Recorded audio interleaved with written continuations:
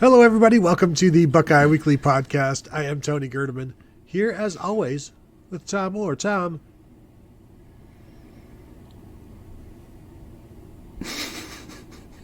How's it going? No, please, take your time. Saturday is not getting here in an enormous hurry. It's fine. We have lots and lots of time to screw around. Yes, please, by all means, go ahead. No, it is getting here in an enormous hurry. And normally on today's show, we would look back at rewatch Ohio State's previous game, but Purdue is gone. It's time to pay more attention to Penn State. Penn State is the game this weekend. It is the biggest game of the year of the week, so we're going to spend as much time as possible on it. And the best way to do that is to seek out listener questions. So we did that, and we've got some good topics on hand. Tom, on a scale of 1 to 10, how would you rate the questions? There's some pretty good questions here. I'm gonna say like an 8.5 here on the part of the listeners. That's pretty good. We got to leave ourselves a little bit of room. I'm sure we'll do a listener question show for Michigan week. Want to give them an opportunity to still have a little room to improve for the Michigan game. But yeah, these are questions worthy of the week, I will say. We'll start with one from @CFB Chief of Staff. Is there any consideration in playing Dallan Hayden against Penn State and Michigan while preserving his red shirt? And Tony, it feels to me like if you feel like he's worth playing against Penn State and Michigan, he's probably worth playing against Wisconsin and Michigan State and Minnesota and a theoretical Big Ten championship game and a theoretical college football playoff appearance. If you think he's worth playing and you think he's going to get carries, I think at that point the red shirt is no longer really a consideration to me. Yeah, if Dallan Hayden is the best option for those two games, he's the best option all season long. I can't imagine he's played in 2 games now. Played against Indiana, has now played against Purdue. You play him against Penn State and Michigan, and he does well in those games, and then you're like, all right, that's it. No Big Ten championship game, no playoffs. We don't want to use his red shirt. So I don't think that is going to happen. I still wonder what happens when everybody gets back. But in terms of, I think right now he is willing to redshirt. He's willing to do whatever they need. I think he needs to be, they need to be willing to, that plan was nice, but we need to move the ball. We need to run the ball. We need to, stay on schedule. You need to keep the season on schedule. And if he's a guy that can do that, then make that happen. I think that comes down to what he does against Penn State and how they use him. Like, if he's effective against Penn State, boom, he's your number 2 the rest of the way out, in my opinion. And as much as number 2 as we thought maybe Mayan Williams is going to be to Travion Henderson, where it's a 1A, 1B rather than a 1 and a 2, because if he's as effective against Penn State as he was against Purdue, not that I'm expecting that, but if he is, that's actually your best running back at that point. If he could be effective against Penn State in the same way he was against Purdue, I'm not expecting anybody to do that. But if he doesn't play in either of those games, I'll be somewhat surprised, because you're saving him for a reason. You're saving a year, but you're also saving him for some games later on down the road. And you can't worry about Michigan right now when you have to beat Penn State. And who knows how healthy the running backs are going to be going into that game this week. Well, I think that's a really interesting part of this question and a part of the next question, too. And I'm just going to lump this next one in. It's from @DavidHoosier1. 2-part question: who will get the majority of carries and who should get the majority of carries? And I'm going to let you answer this one first. But before you do, I'm going to throw 2 pieces of information out there. Number 1 is, as you said, the health of all the other running backs. Travion Henderson, we were expecting to see him last week. We're sort of assuming that it was because of the wet turf that we did not see him at Purdue, but we were told to expect to see him, and then we didn't see him. So I think everyone's expecting to see him this weekend against Penn State, but that was the case last weekend too, so we'll see. Probably you're going to see him. Mayan Williams, there has not really been much information about what exactly the issue is with Mayan Williams, so that's a little bit TBD. And then Chip Trayanum, they haven't said it was a concussion, but boy, that hit sure looked like the type of hit that would lead to a concussion, and then he stumbled and fell as he was trying to come off the field, so how long does that recovery take? I don't know that there is any one of the top 3 running backs that you can feel, or the top 3 running backs entering the season, that you can feel totally confident is going to be healthy and play a full complete game on Saturday against Penn State. So I think that's one part of the conversation. The other part of the conversation, Tony, is the reason that Dallan Hayden hasn't been playing. And this just kind of, Ryan Day just sort of slipped something in at the end of one of his answers during the post-game press conference. And I was not there, so I didn't hear it live. I only heard it when I went back and listened to it later. He talked about protection. Protection being sort of the thing that Dallan Hayden still has, there's still some work to be done in terms of protection, which, in the case of a running back means blitz pickup, that kind of stuff. All the unsexy stuff that, they don't play wide receivers until they can block. They're not going to play running backs until they're comfortable with them in terms of blitz pickup and that kind of stuff. So I think that's the answer to the why, in terms of why Dallan Hayden hasn't been playing as much as his play when he's actually carrying the ball might indicate that he should. So, okay, with all that said, Tony, who will get the majority of the carries and who should get the majority of the carries? Tom, I don't believe you answered the question at all. You just threw out more complications there. The protection is also protecting the ball, and we've talked about that in the past, where it seems like maybe that hasn't necessarily happened in practice, where maybe he's put the ball on the ground, and that continues to be a concern. But Ryan Day was pleased that he didn't in this one. In terms of who will get it, who should get it, after the game, during the post-game, our instant reaction show, I said that it felt like, I wouldn't be surprised if this was the most efficient game for a running back at Ohio State this year in terms of the success rate. The success rate being when you're moving, when you're on offense, if you get half of the yards needed on first down, 70% of the yards needed on second down, and all of the yards needed on third or fourth down. And so I went back and looked at all of the times Ohio State had a running back this season carry the ball at least 10 times, because I wanted some sort of a sample size. And so there have been 5 such games, only 5, where Ohio State has had a running back with at least 10 carries. And Hayden's performance against Purdue was the most successful in terms of the success rate. It had the highest success rate of any of the other running backs.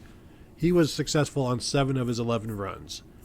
And one of the runs he was not successful on, he picked up 8 yards on 2nd and 20. So not going to hold that one against him. But you look at the next one was Travion Henderson, 8 of 13 against Western Kentucky. Then Chip Trayanum was 8 of 20 for 40% against Maryland. And Travion Henderson, 4 of 12 against Indiana, 33%. And then the best game for Travion Henderson this year in terms of yardage, 14 carries, 104 yards against Notre Dame. 3 of his 14 carries would be considered successful. And the other thing here is the longest streak of successful runs for the Buckeyes this year from any of these guys, Hayden had 7 in a row. The longest streak prior to that was like 2 or 3. And so not only does he keep them on schedule in a drive, but just drives upon drives he was keeping them on schedule. Yeah, it feels like if you're just going by the what does he do or what has he done with the ball in his hands during games, it feels like he's the answer to who should. And the great unknown is, like you said, ball security. What is it looking like in practice? Is he putting the ball on the ground a bunch in practice and we just haven't seen it during the games? Is it the blitz pickup stuff that I talked about earlier? That's a little bit, protection. I guess you could interpret either of those ways. It feels like this is one of these great unknowns. Like, the coaches are not idiots, despite what people on Twitter might think during the course of a game. I'm sure they recognize, I'm sure they have seen the film, I'm sure they have figured out that, hey, the ball was moving further down the field every time we gave it to him compared to other people in the past. So I'm sure there's a reason. I still kind of think, and if it's a pass pro issue, that feels like something you can scheme yourself. Like, just leave another tight end in or something and figure it out, or whatever you need to do. There's going to be a workaround there if that's the issue, and if he really turns out to be the most consistent guy, give it to him until it stops working. Basically, who is it going to be? If Travion Henderson is healthy, Travion Henderson is the number 1 running back, and I think that's because they feel like Travion Henderson can be trusted to not put the ball on the ground, to do all the stuff they need to do in pass pro, to hit the big plays. And, if he's an 8 on all of those and Dallan Hayden's a 6 in terms of ball security or pass pro or whatever, but he's an 8.5 in terms of the running on the ground, they're gonna default to the veteran who they feel they can trust in those big moments with the holistic picture, I guess, of what it takes to be a running back at Ohio State. So who will get the majority of the carries if he's Henderson, if he's healthy, it's Travion Henderson. And I think also, let's let Dallan Hayden have more of a sample size himself. Judging him on one game against a pretty poor run defense, that's going to be advantageous for anybody that you're looking at. I do wonder how many times we have seen Travion Henderson run the guard tackle counter that they were running with Dallan Hayden. It seemed like he ran that maybe 4 times. Dallan Hayden ran it like 4 times in the game against Purdue alone. I don't know how much we've seen that this season. You'll talk to Ross, and you guys will probably go over that throughout this week. But I'm just going to throw that question out to Ross. Like how often have the other running backs gotten to run that play that was being blocked very well, and there was some success there. So advantageous scheming, advantageous schedule. I think those played into Dallan Hayden's success. But let's see more of it and see if it is you can blame everything else or give him some credit. All right, next one from Eric Miles RE. Do you think the Devin Brown red zone package is here to stay? I think the answer is yes, depending on how we're defining here to stay. I don't know that you're going to see Devin Brown every time it's first and goal. I don't think you're going to see Devin Brown trotting out there. But I think there's a decent possibility you see that at some point in most of the games moving forward, and maybe that's once a game, maybe that's twice a game, maybe that's just if it's third and goal at the 1. It feels like they think they've got something there. Again, maybe this is sort of related to the Dallan Hayden question where, it worked, and then the second time they tried it, he put the ball on the ground, and do they feel that they can trust him to hang on to the ball? And that's going to be an important part of this equation as well, but we're for sure going to see that moving forward. I don't know if that's, do we see that once against Penn State or do we see that 5 times against Penn State? It feels like if they're down in the red zone a few times, you're going to see it at least once. My initial thought when we saw it against Purdue is that we were seeing it because we weren't going to see it at Penn State. Just they wanted Penn State to waste time dealing with it, and this was just a ploy. But it was effective, and you can say, yes, he fumbled, but the blocking, the scheme, everything was effective up to that point, and he would have scored if he held on to the ball. So that is an effective scheming and play calling and almost execution of that situation. I do think that part of your red zone strength is Marvin Harrison, and if at some point, and they did try to throw the ball with Devin Brown, so that is good, but he has to throw it better. That is a concern, and maybe throw it higher and just let Marv go get it. It doesn't need to be pinpoint. You don't need, just keep it away from where a defender can get it and only Marvin can get it. If you can throw some stuff like that, just to keep the defense from assuming or even knowing that this is going to be a run play, because you can have the numbers and the defense, they can be outnumbered, but if they know that you're only going to run it, that's going to make life more difficult for Devin Brown. If there is some threat of the pass there, then that's going to ease things up. But a defense has to respect the pass, but they don't necessarily have to expect it until you start connecting on it.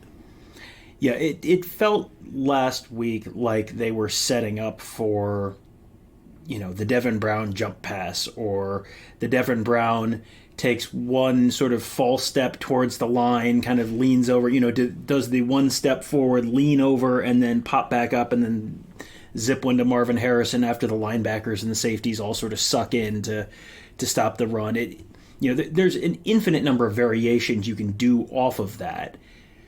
And I think we've just seen them scratching the surface on this, and you saw them throw in the goal line last week. It didn't go great, but then he threw the 58-yarder to Brandon Inniss, so you know he can throw the ball. So Yeah, it feels like there's going to be different iterations of this, and the next one's really interesting, and it's something we talked a little bit about during the postgame from @0H State Buckeye ST Buckeye.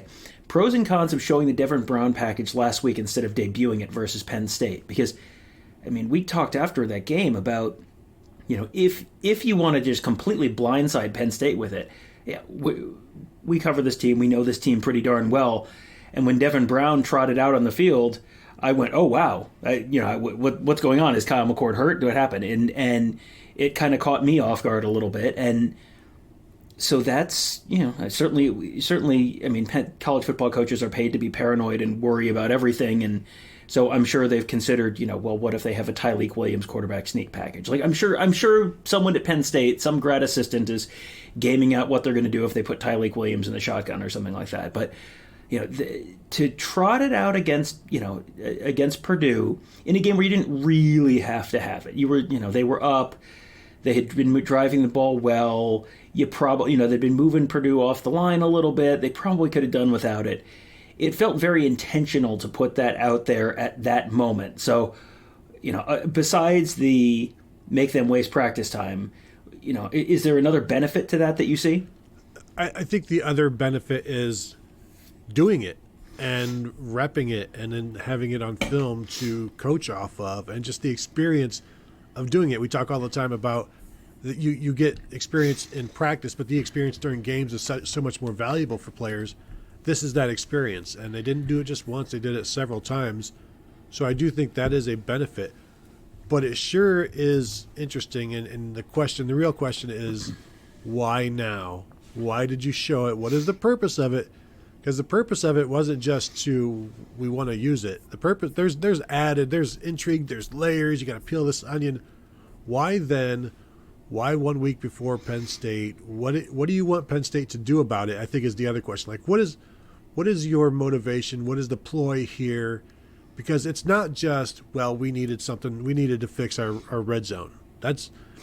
I don't think that is the reason you do that on the road, or you do that against Purdue when you're probably feeling pretty good about how things are going to go, and even though they did break it out early. So they went in with an entire plan for this, and part of that plan includes what this is going to make Penn State do. So I wonder if Ryan Day will come out and talk about it after the Penn State game and like really let people in, like, yeah, this is why we did it, or if he would just be like, well, we need to be strong in the red zone, and we want to win for the Gipper, and that's just all of that coach speak. So, do you have anything else there? Like, any other pros, cons there for that one?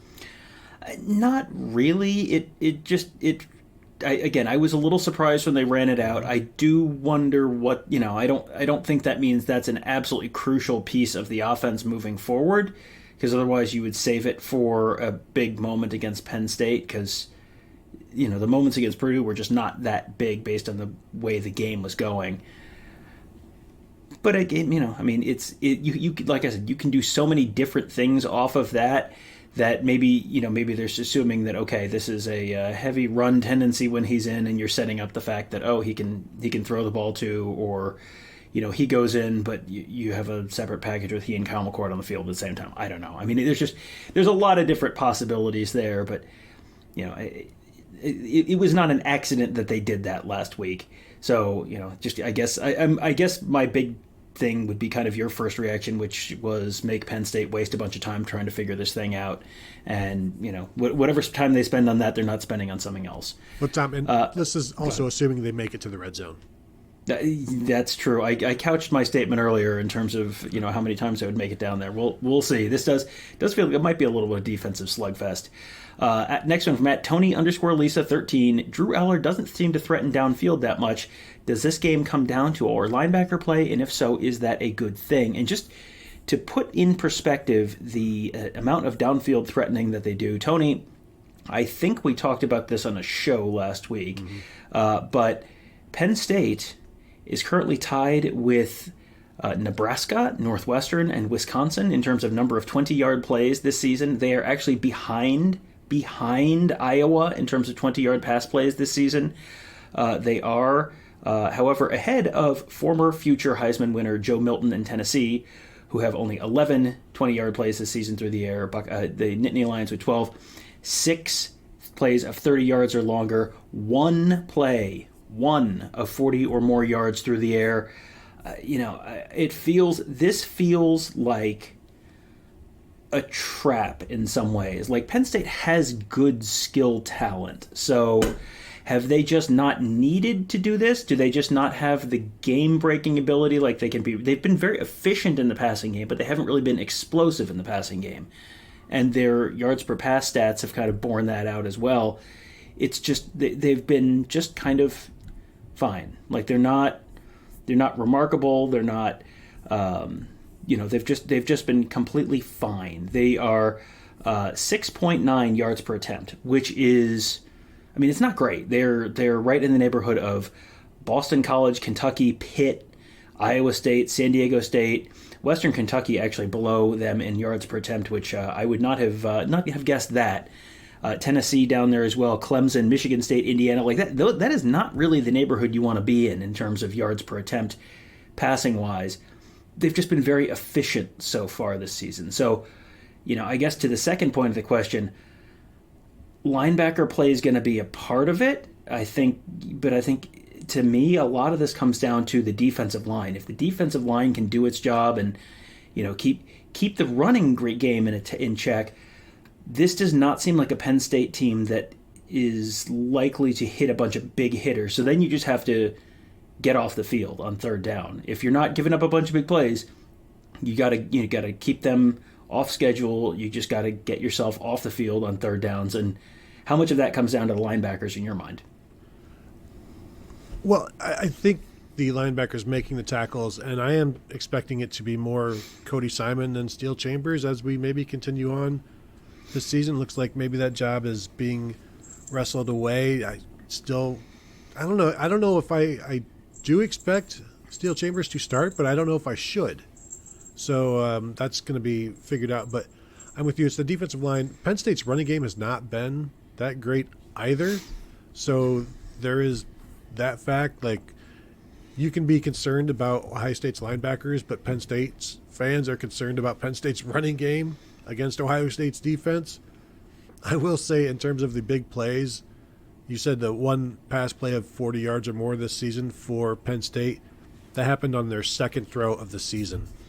They've now gone like 178 passes, 179 passes without anything beyond 39 yards or so. So that is pretty significant. And talking with a Penn State beat writer on Monday, because I asked him, has it been a matter of just two safeties over the top, trying to limit it, and so there's nowhere to really throw it downfield? And there's been some of that, but no interceptions right now for Drew Aller. They've kind of preached to be safe, and I think that preaching to be safe, and they want him to throw the ball away, feels to me like that is also being interpreted as check it down, throw short, take the easy ones, move down the field. And then there's also a third aspect or a fourth aspect, wherever we are in the numbers here, in terms of I don't know that they have many explosive receivers. And it's a topic that we talked about prior to Notre Dame. We've talked about it prior to the Michigan game. We've been half right so, in terms of those two teams.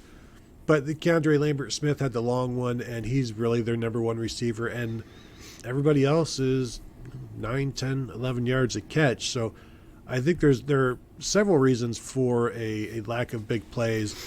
And I don't know why that would stop against Ohio State. But I do think you need to take some shots against Ohio State. When they do move into the single high, and because Josh Proctor is defending a slot, and now Lathan Ransom is the single high safety, attack them downfield, see what happens, especially if Denzel Burke is still a little banged up or out. Yeah, that's going to be an interesting question, is the health of Denzel Burke going into this game. But, with the safety play being as good as it has been for Ohio State, there is no one on the Penn State team, when you look at the just yards per game in terms of receiving, Keandre Lambert-Smith, who you mentioned, 67 yards per game. No one else is above 35.5, and that's Harrison Wallace III, and he's at 35.5. I came into this year thinking Dante Cephas, who was a transfer from Kent State, I thought he might be a difference maker for them. He was a big play receiver in the MAC. 7 catches, 103 yards. He's played in all 6 games, averaging 14.7 yards per carry, but I mean a catch, but along at 26. They're not hitting the big plays right now downfield, and that you can hit a big play with a short pass if your guys are making people miss and you don't have sure tackling. If the Ohio State corners are sure tacklers and they make Penn State try and drive the ball down the field, that's going to put a lot of pressure on Drew Aller, because you mentioned the run game not being great. Their running attack is 4.55 yards per carry right now. That's 52nd in the country. That is a little ahead of Ohio State at 4.26. But, Ohio State fans, how do you feel about your running attack right now based on the season on the whole? Probably not great. And so for Penn State to be only marginally better than that, but also not have a real obvious big play threat in the passing game, that feels like a little bit of a concern. And, I always get a little skittish when there's a young quarterback and he's been asked to play it safe and and be cautious and you don't need to push it. And then, okay, now you're going to go on the road into the most hostile atmosphere you've faced as a starter, and now you got to start pushing it downfield against what is undoubtedly going to be, well, maybe in the neighborhood of the Iowa secondary, but one of the best secondaries you faced all season, one of the best defenses overall you faced this season. That seems like a weird time to take the training wheels off. So all of this to me, Tony, makes me feel like, boy, we've used the word rock fight a bunch this week. I think I'm going to use it again. think this has a possibility of being a rock fight. What beats rock? So Ohio State, I do refer to Game on Paper a lot, enter GameOnPaper.com for my advanced analytics stuff. So yes, so if Ohio State can play GameOnPaper.com, they have a good chance against Penn State. We got to get to the Penn State defense again in a couple questions, because there's some interesting stuff there. But first, Tony, from @RealGoldenBear, do you think it really is Jack Nicklaus? I'm going to say yes. So. Should Ohio State play 4 receivers more with Innis and Tate out there to spread defenses out? We know that Ohio State is almost abhorrent to this idea. They'll do it out of desperate times, or when they need to throw the ball downfield and they're trailing, or they're in some sort of a hurry up. But they really don't like going without a tight end in there. And I think with the way I don't know if you saw my tweet, Tom, about Brandon Innis's 58-yard touchdown. And the last Ohio State freshman, I assume, to open his career. I did, yes. David Boston, back in 1996. Yes, that's not bad company in terms of Ohio State freshman wide receivers. No, and I assume I didn't go and check all of the freshmen, but I assume that was the only other time it has happened. So congratulations to him. But I think it would be cool to see him more involved. Brandon Innis, I don't expect that to happen, because the games are going to get bigger now, and so every possession, every throw, a miscommunication at this point could cost you a game, especially on Saturday. So I don't expect him to be out there. I think you'll continue to see Carnell Tate out there, although that was a game that Brandon Innis should grow from, should learn from, and they can maybe trust him a little bit more. I think is Emeka Egbuka going to play? We don't know yet on that one. So maybe that moves Brandon Innis up the depth chart. But they just really do not like going 4 wides and running out of that. I've said for the last couple of weeks they need to spread things out more and run it. They would do that if they go 4 wide. One of those 4 is going to be a tight end. And Cade Stover or G. Scott will go from being in line to spread out into the slot. Like, they're not going to – rarely will you see them go without a tight end, and I don't expect that to happen. And when they do go 4 wide, it's usually a tight end in there. Yeah, I'm not expecting to see them playing.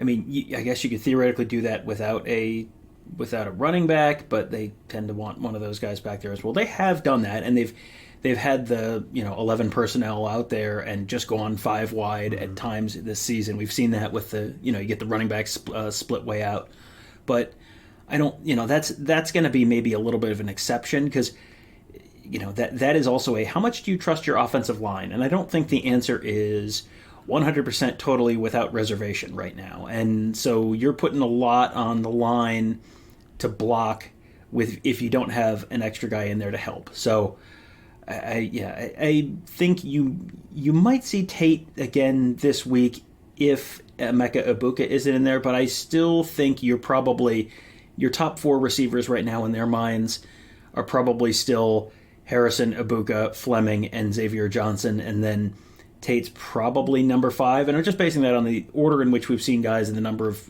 snaps we've seen for guys. Tate, I could see working himself into that top 4 group, maybe by the end of the season. But right now, I think that's sort of where things stand.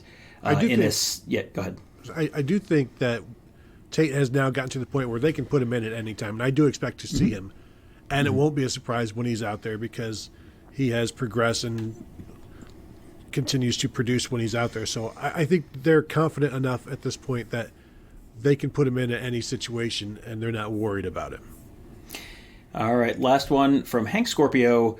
Has Penn State faced anything close to Ohio State's offense this season? And this is sort of one of those there's the rub situations where Penn State's defense has been so good. But here's the but, Tony. I did this with yards per play and points per game. They're both, varying levels of useful information. But I think they both paint a very similar picture. Ohio State 13th in the country in yards per play, 20th in the country in points per game. They have not been up to the standard of typical Ohio State offenses, but they've been perfectly good. So 6.94 yards per play, 36 points per game for Ohio State, 13th and 20th. The next best team that Ohio State has played in terms of yards per play this season, that Penn State has played, in terms of yards per play this season is UMass, which is 69th in the country. The next best team they have played in terms of points per game is West Virginia, which is 70th in the country. They have played 2 teams ranked 126th or below out of 133 teams in FBS in yards per play. That would be Northwestern at 126th, Iowa at 128th. West Virginia is 90th, Illinois 76th, UMass 69th there. They have played 1 team. West Virginia is the only team ranked in the top 100 nationally in points per game. And yes, you're still only halfway through the season, so the Penn State defense completely locking people down plays some role in that. But UMass 102nd in points per game, Northwestern 109th in points per game, Iowa 115th in points per game, Illinois 117th in points per game. This is going to be a challenge that is not something that Penn State has seen before. I still don't think. While you talk about this, I'll pull up some of the yards allowed compared to opponent averages stats. But right now, this feels like a Penn State defense that has not really been tested. So, it all looks very impressive, but it feels like you're still kind of grading them incomplete at this point. Yeah, they have not seen a great offense. I don't think they're going to see a great offense on Saturday, which is the other aspect of this. It's like, they haven't seen anything like Ohio State. Ohio State hasn't seen anything like Penn State. And Ohio State's offense to this point hasn't played as well as most Ohio State offenses over the years. So Penn State doing what they have done to everybody they've faced, you look at what Ohio State, the way they struggled in that first half against Maryland, this is an offense that is incomplete right now, is up and down, is a little banged up, missing their number 2 receiver, missing their number 1, 2, 3 running backs. So it's not a great situation. The offensive line still coming together.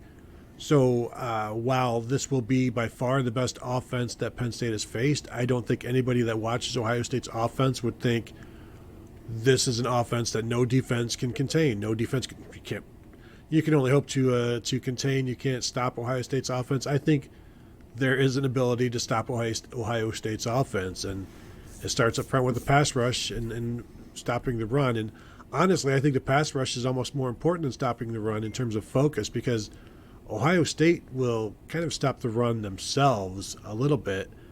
But if you're getting that pass rush, and we've seen Kyle McCord throw some passes that defenses aren't intercepting.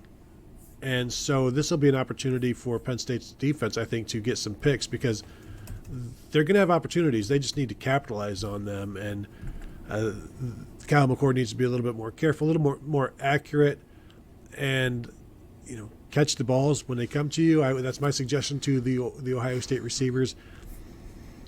This is not an offense that is end-all, be-all, and so I do think they're going to struggle against Penn State. But the potential is higher, certainly, than any offense Penn State's faced. So you can struggle, and you can shut them down, but it only takes one hit to Marvin, one hit to Julian Fleming. Like, they can make up for lost time pretty quickly, but it's much, much more difficult if Kyle McCord has no time to throw. Yeah, and Penn State has been okay in terms of what their opponents have done relative to their averages. On the ground, Penn State's actually allowing 7% more on a per-carry basis than opponents are averaging in other games. But that makes them 80th in the country against that. But, Maryland was kind of in the same boat, and Ohio State wasn't able to really run the ball particularly well against Maryland.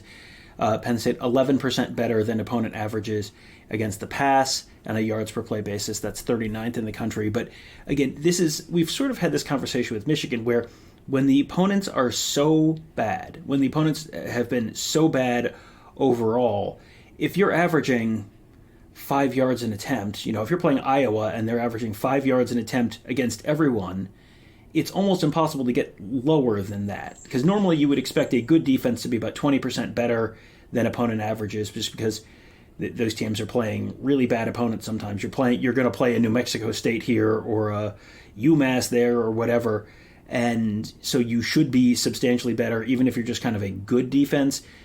When the opponents are so bad, it's almost impossible to hold them to 0 or negative yards for an entire game. They tried against Iowa. They almost did it against Iowa, but that is very hard to do. But there's nothing there that suggests incredible lockdown defense. This is just going to come down to how well Ohio State protects Kyle McCord and whether they can just stay on schedule on the ground. Can you just get 4.5, 5 yards a carry on the ground consistently, and then maybe Travion Henderson pops one or Dallan Hayden pops one or something like that? But this feels like a game where it's going to come down to 1 or 2 big plays, and that might be the big mistake or the big play that hits for a long gainer. Yeah, big plays that randomly come out of nowhere, executing in the red zone, all the hidden stuff that we always talk about. I think that's what ultimately decides this game. Somebody will fail, somebody will succeed, and boom, you've got your winner. So that will do it for this episode. Want to thank you all for tuning in. As always, please find us at BuckeyeHuddle.com. If you've not yet become a member, join in, say hello to us there. Plenty of stuff going on message board, behind the scenes, behind the paywall, as always. And if you're watching on YouTube, go ahead and hit the like button on this. Go ahead and subscribe if you have not. Hit the bell to be notified when we drop videos, go live, out at interviews, all sorts of things after games, things like that. And, of course, if you're listening on a podcast platform of your choice, please go ahead and go ahead and rate and review. 5-star review. Ignore the part I just said there about not knowing how to rate and review, and rate and review based on everything else other than that. So I want to thank you all for tuning in, as always, and we'll talk to you guys later.